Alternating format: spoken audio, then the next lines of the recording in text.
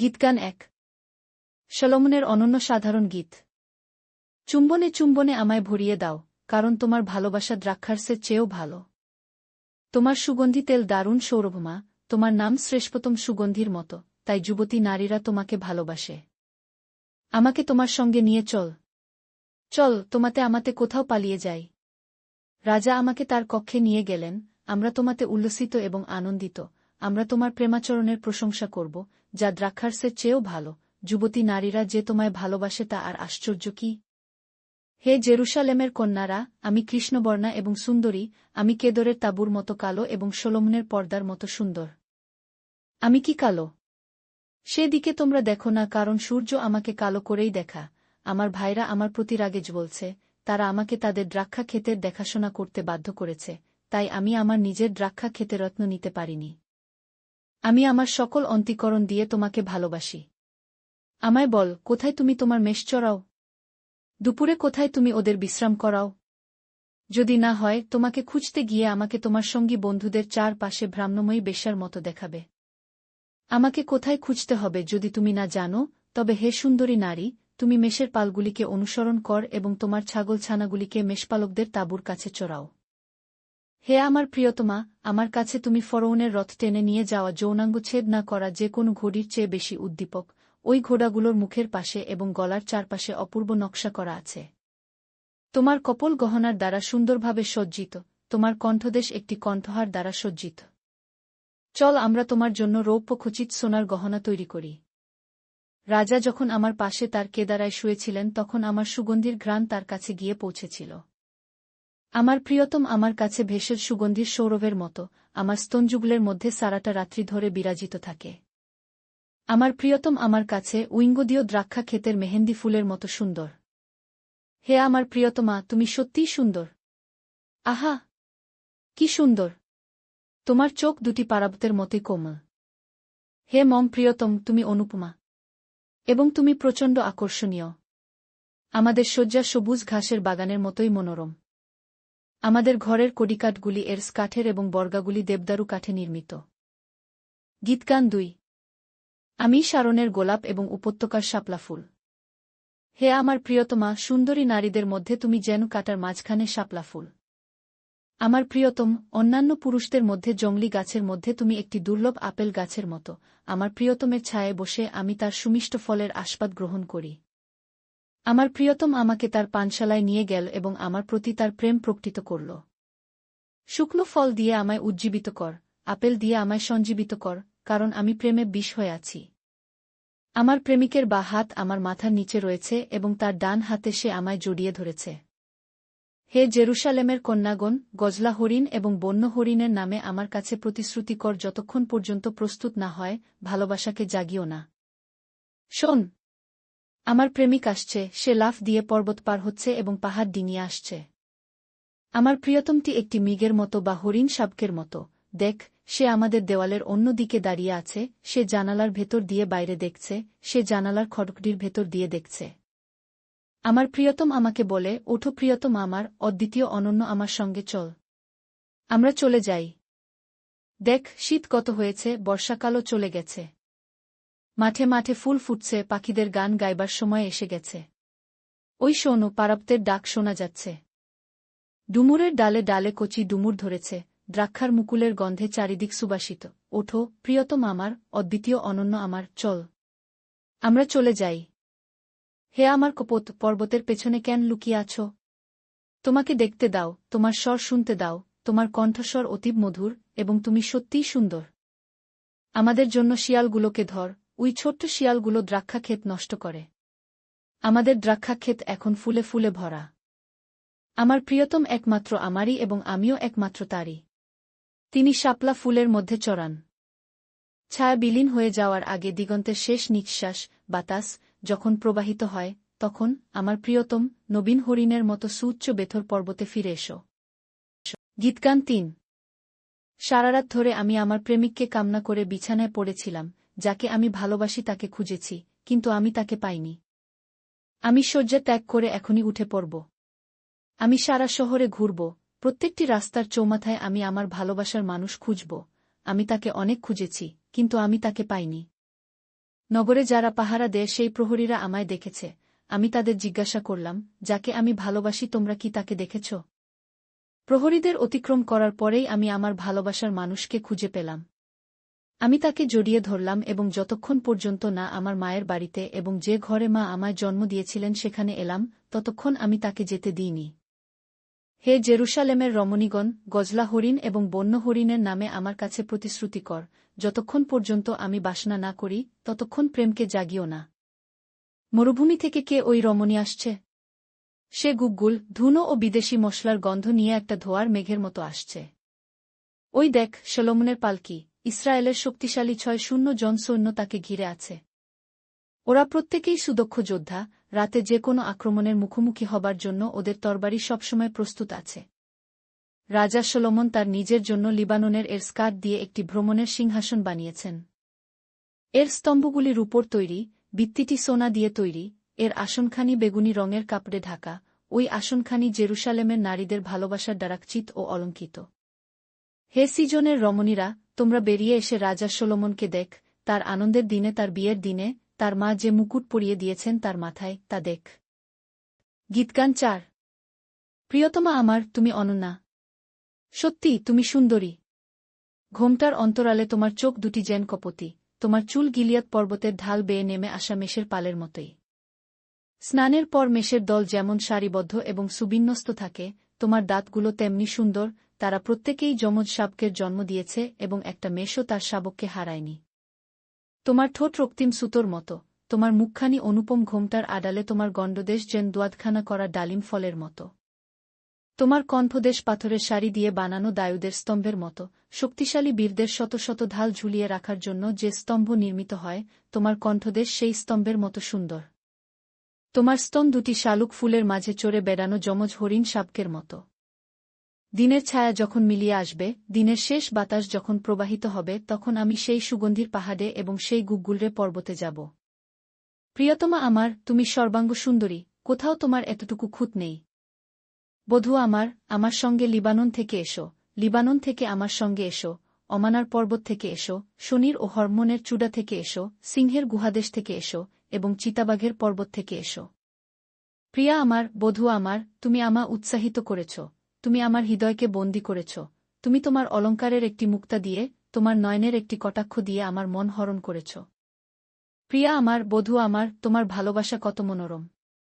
তোমার ভালোবাসা দ্রাক্ষারসের চেয়েও সুন্দর, তোমার দেহের ঘ্রাণ যে কোনো সুগন্ধির চেয়েও উৎকৃষ্ট। বধূ আমার, তোমার ওষ্ঠাধর মধুময়, তোমার জিহ্বাগ্রে দুধ ও মধুর স্বাদ, তোমার বেশভূষায় লিবাননের সুগন্ধ আছে। প্রিয়া আমার, বধূ আমার, তুমি একটি সুরক্ষিত উদ্যানের মতো পবিত্র, তুমি একটি সুরক্ষিত সরোবরের মতো এবং বদ্ধ ঝর্ণার মতো। তোমার ডালপালাগুলি সুদৃশ্য ডালিম এবং রসে ভরা হেন্না উদ্যানের মতো। যে গাছে মেহেন্দি, গন্ধদ্রব্য, জাফরান, রজন ইত্যাদি হয়, সেই গাছের মতোই তোমার অঙ্গপ্রত্যঙ্গ সুন্দর, তোমার অঙ্গপ্রত্যঙ্গ সৌরভে ভরা চন্দন গাছের বাগানের মতোই সুন্দর। তুমি উদ্যানের ঝর্ণার মতো স্বচ্ছ টলটলে, জলের প্রস্রবণের কুজোর মতো, তুমি লিবাননের পাহাড় থেকে নেমে আসা ঝর্ণার মতোই সুন্দর। হে উত্তরের বাতাস, তুমি প্রবাহিত হও। হে দক্ষিণা বাতাস, তুমি এসো। আমার বাগানের উপর দিয়ে প্রবাহিত হও এবং এর সুমিষ্ট সৌরভ ছড়িয়ে দাও, আমার প্রিয়তম তার বাগানে প্রবেশ করুক এবং বাগানের সুন্দর ফলগুলো ভোজন করুক। গীতগান 5। ভগিনী আমার, বধূ আমার, আমি আমার বাগানে প্রবেশ করব, আমি আমার সুগন্ধি দ্রব্যাদি মশলাপাতিসহ সংগ্রহ করব, আমি আমার মৌচাক মধুসহ পান করব, আমি আমার দুতিন ও দ্রাক্ষারস পান করব। বন্ধুগণ, খাও, পান কর। হৃদয় তৃপ্ত করে ভালোবাসা পান কর। আমি ঘুমিয়ে রয়েছি কিন্তু আমার অন্তর জেগে রয়েছে, শোনো, আমার প্রিয়তম দুয়ারে করাঘাত করছে, আমার কাছে উন্মুক্ত হও, বধূ আমার, আমার প্রিয়া, কপতি আমার, পূর্ণমূর্তি আমার। আমার মাথা শিশিরে সিক্ত হয়ে গেছে, আমার মাথার চুল রাতের কুয়াশায় আর্দ্র হয়ে গেছে। আমি আমার বসন ত্যাগ করেছি, আবার আমি তা পড়তে চাই না, আমি আমার পা দুটি ধুয়ে ফেলেছি, আমি তাতে আর কাদা লাগাতে চাই না। আমার প্রিয়তম দ্বারে ছিদ্রে হাত রাখল এবং তার জন্য আমার অন্তর ব্যাকুল হল। প্রিয়তমের জন্য খুলে দিতে আমি উঠলাম এবং আমার হাত থেকে সুগন্ধি পড়ছিল এবং আমার হাতের তরল সুগন্ধি আমার আঙ্গুল দিয়ে দরজার খিলের উপর গড়িয়ে পড়ছিল। আমি আমার প্রিয়তমের কাছে উন্মুক্ত হয়েছিলাম কিন্তু আমার প্রিয়তম চলে গিয়েছিল। সে যখন ফিরে গেল তখন আমার প্রায় মরার মতো অবস্থা, আমি তাকে খুঁজেছিলাম কিন্তু আমি তাকে খুঁজে পাইনি, আমি তাকে ডেকেছিলাম কিন্তু সে আমাকে সাড়া দেয়নি। যে প্রহরীরা নগর পাহারা দিচ্ছিল তারা আমাকে দেখতে পেল, তারা আমায় আঘাত করল, তারা আমায় আহত করল, প্রাচীরের রক্ষীরা আমার কাপড়চোপড় কেড়ে নিল। হে জেরুসালেমের কন্যাগণ, তোমাদের বলে রাখছি, যদি আমার প্রিয়তমকে খুঁজে পাও তাকে বলো, আমি তার প্রতি ভালোবাসায় কাতর। সকল নারীদের মধ্যে হে সুন্দরী শ্রেষ্ঠা, কোন দিক থেকে তোমার প্রিয়তম অন্যান্য প্রেমিকদের চেয়ে ভালো? অন্যান্য প্রেমিকদের চেয়ে সে কিভাবে ভালো যে তুমি আমাদের এমন প্রতিশ্রুতি করতে বলছ? আমার প্রিয়তম উজ্জ্বল এবং তামাটে বর্ণ, সে 1,000 লোকের মধ্যে বিশিষ্ট। তার মাথা খাঁটি সোনার মতোই উন্নত, তার কোকডানো চুল দাঁত কাকের রঙের মতোই মিশকালো। তার দুটি চোখ ঝর্ণার ধারের কপোতের মতো, দুধের সাগরে কপোতের মতো, অলঙ্কারের মতো। তার গাল দুটি একটি মশলার বাগানের মতো, যা সুগন্ধ দেয়া, পদ্মফুলের পাপড়ির মতো তার ওষ্ঠাধর থেকে তরল সুগন্ধি গড়িয়ে পড়ে।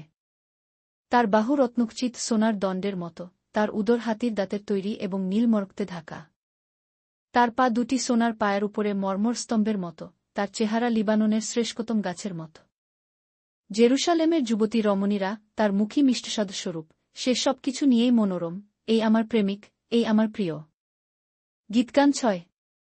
রমণীদের মধ্যে সুন্দরী শ্রেষ্ঠা, তোমার প্রেমিক কোথায় গেছে? তোমার প্রিয়তম কোন দিকে গেছে? আমাদের বল, তাহলে তাকে খোঁজার ব্যাপারে আমরা তোমাকে সাহায্য করতে পারি। আমার প্রিয়তম তার মশলার বাগানে গিয়েছে, সে তার বাগানে ঘুরে বেড়াতে ও পদ্মফুল তুলতে গেছে। আমি একমাত্র আমার প্রেমিকের এবং আমার প্রেমিক একমাত্র আমারই, সে পদ্মবনে ঘুরে বেড়ায়। হে প্রিয়তমা, তুমি তিরসার মতো সুন্দর, জেরুসালেমের মতো মনোরম, দুর্গ দ্বারা রক্ষিত নগরীর মতো ভয়ঙ্কর। আমার দিকে চেয়ে দেখো না। তোমার দুটি চোখ আমায় অস্থির করে দেয়। তোমার কেশরাশি গিলিয়াদ পর্বতের ঢাল বেয়ে নেমে আসা একদল ছাগলের মতো। তোমার দাঁতগুলো সদ্য স্নাত ছাগির মতো, তারা প্রত্যেকেই যমজ বৎস জন্ম দিয়েছে এবং একটা মেষও তার শাবককে হারায়নি। তোমার গণ্ডদেশ ডালিম ফলের দুটি আধখানা টুকরোর মতো। 7 জন রানী বা 8 জন উপপত্নী থাকতে পারে, এমনকি অগণিত তরুণীরাও থাকতে পারে। কিন্তু আমার পরিপূর্ণা, আমার কপতি অদ্বিতীয়া, সে তার মায়ের কাছে অনন্যা, যে তাকে জন্ম দিয়েছিল তার সব থেকে প্রিয় সন্তান। যুবতী রমণীরা তার দিকে চেয়ে দেখে এবং তার রূপের প্রশংসা করে, শুধু তাই নয়, রানীরা এবং উপপত্নীরাও তার প্রশংসা করে। ওই তরুণী মেয়েটিকে? মেয়েটি ভোরের আভার মতোই উজ্জ্বল, সে চাঁদের মতো সুন্দর, সে সূর্যের মতো উজ্জ্বল, সে শোভাযাত্রার তারাদের মতো সম্ভ্রান্ত। উপত্যকার ফল দেখতে আমি আখরোটের বাগানে গেলাম, দেখতে গেলাম দ্রাক্ষা খেতে অথবা ডালিম গাছে ফল ধরেছে কিনা। আমি নিজেও জানতাম না যে সে আমাকে রথের উপর যুবরাজ হিসেবে বসিয়েছে। ফিরে এসো সুলম্য, ফিরে এসো, ফিরে এসো, যাতে আমরা তোমায় চেয়ে দেখতে পারি। সুলম্যের দিকে তুমি কেন তাকিয়ে দেখ? সে যে মোহনজিমে বিজয় নিত্যে মগ্ন। গীতগান 7। রাজকন্যে, তোমার জুতো পরা পা দুখানি কত সুন্দর। তোমার বেরেখায়িত দুটি মুরু শিল্পীর তৈরি অলঙ্কারের মতো। তোমার নাভি গোলাকার পাত্রের মতো, তা যেন সব সময় দ্রাক্ষারসে পূর্ণ থাকে, তোমার উদর দেশ পদ্ম দিয়ে ঘেরা স্তূপীকৃত গমের মতো। তোমার স্তন দুটি গজলা হরিণের যমজ শাবকের মতো। তোমার কণ্ঠদেশ হাতির দাঁতের স্তম্ভের মতো, তোমার দুটি চোখ বত্রবিমের দ্বারবর্তী হিস্যনের সরোবরের মতোই সুন্দর, তোমার নাক লিবাননের সেই স্তম্ভের মতো যে স্তম্ভ দম্মেশকের দিকে চেয়ে থাকে। তোমার মাথা কর্মিল পর্বতের মতো, তোমার মাথার চুল রেশমের মতো, তোমার দীর্ঘ দোলায়িত চুল রাজাকে পর্যন্ত আকৃষ্ট করে। তুমি সত্যিই সুন্দরী। তুমি সত্যিই মনোরমা। প্রিয়া আমার, সত্যিই তুমি একজন সবচেয়ে মনোরমা যুবতী। তুমি তালগাছের মতো দীর্ঘ এবং তোমার স্তন দুটি সেই গাছের থোকা থোকা ফলের মতো। আমি সেই গাছে চড়তে চাই এবং আমি তার ডাল ধরতে চাই, তোমার বক্ষযুগল দ্রাক্ষার থোকার মতো সুগন্ধিময় হোক।